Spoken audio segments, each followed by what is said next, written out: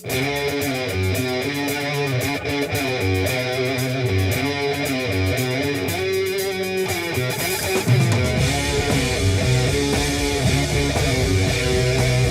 back to Observing the Sabbath. I am Nathaniel Molnar, and we are continuing our look at Black Sabbath's fourth studio album, Volume 4. We already did Wheels of Confusion, and now we are continuing on through with Tomorrow's Dream. So without any further ado, let's just get right into it. This is Tomorrow's Dream. And now. Great drums, just excellent opening. I love the distortion on Tony's guitar.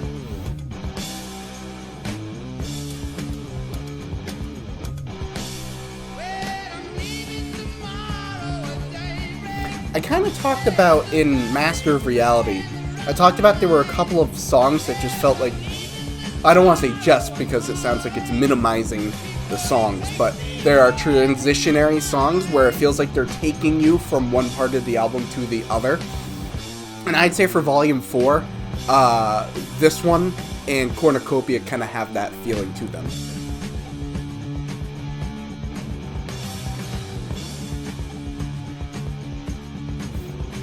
This is also one of those songs that kind of has a more minimal amount of riffs and parts to them.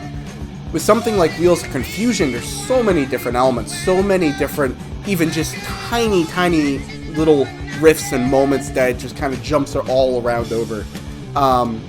With something like Tomorrow's Dream, it kind of has just a few parts that it jumps back and forth to. I'd say something like St. Vitus's Dance, also on this album, is similar to that. Cornucopia is a little bit like that as well, where it just kind of has a few riffs, a few parts that it jumps between. And it's meant to be a shorter song. It's meant to be sort of that kind of transitionary song between one part of the album to the next, as opposed to being like the standout, there aren't too many people who look at Volume 4 and say the standout song of Volume 4 is Tomorrow's Dream, and likewise you don't have too many people say the standout song of Master of Reality is After Forever or Lord of This World. It's meant to take you through the album. There's also a lot of similarities in just like the tone of the guitar and everything with Tomorrow's Dream and Cornucopia. Sometimes I get them a little bit mixed up in my head.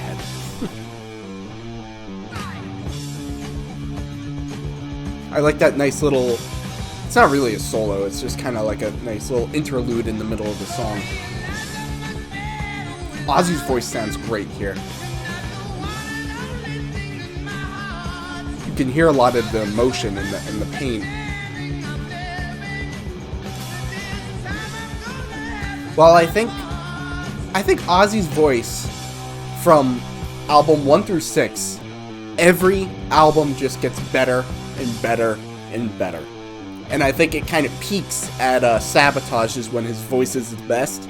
And then Technical and Ecstasy and Never Say Die, it kind of dips down. See, that's the end of the song. It's a very short song. Technical Ecstasy and Never Say Die, his voice kind of dips down in terms of quality and range. It peaks at Sabotage, but Volume 4 is just, you could tell, he's just getting better and better at what he does. There are a couple love-related songs on this album.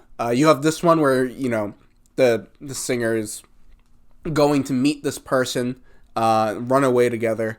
St. Vitus's Dance is about a person who broke Ozzy's heart, or whoever the narrator person is. It's Ozzy singing it. It's Geezer who wrote it, so it's sort of nebulous as to whose perspective this is really coming from.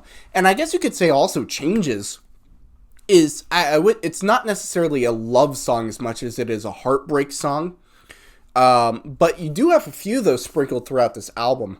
And ironically, I've mentioned before that I'm just not a fan of love songs, just straight love songs.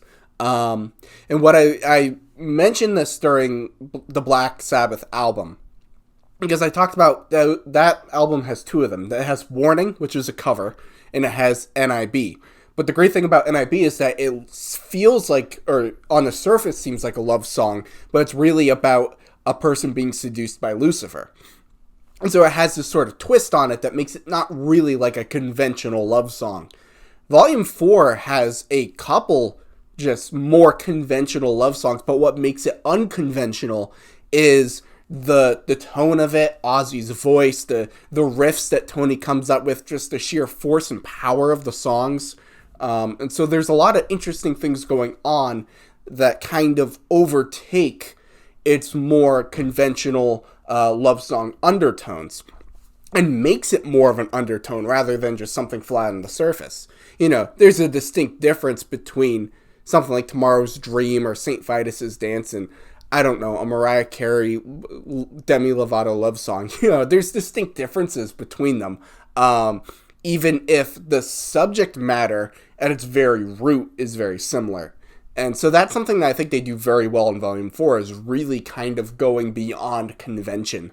And even if some of the subject matter, even some of the things are somewhat conventional, they kind of twist and distort it in a way to make it rather unique to this album. So Tomorrow's Dream, I think, it's a really good song. You know, it's got good momentum, it's got good force, it doesn't let up, it kind of just drives all the way through to the very end, and it's a short song. It's about 3 minutes, which is short for Sabbath. There's a lot of great things in there, and I think there's a lot of interesting parts, great drumming. I think probably the strongest element of the song is Bill's drumming. It's very forceful and intentful. So, I don't know if intentful is a word. It has a lot of intent to it. There we go. So anyways, those are my thoughts on Tomorrow's Dream. I want to know, what are your thoughts? Do you like the song? Do you agree with me and my thoughts on it's kind of like the short but sweet, the transitionary song? Or would you say it's a song that, no, when I look at Volume 4, Tomorrow's Dream is one of the absolute standout songs of the album? I want to know. Leave me all of your thoughts in the comment section below. Well, once again, I'm Nathaniel Molnar. Thank you so much for watching. Make sure to like, make sure to comment, make sure to subscribe so you can stay up to date on the rest of our look at Volume 4, as well as the rest of the albums that Black Sabbath has done. So until our next video, until we tackle changes, thank you for watching.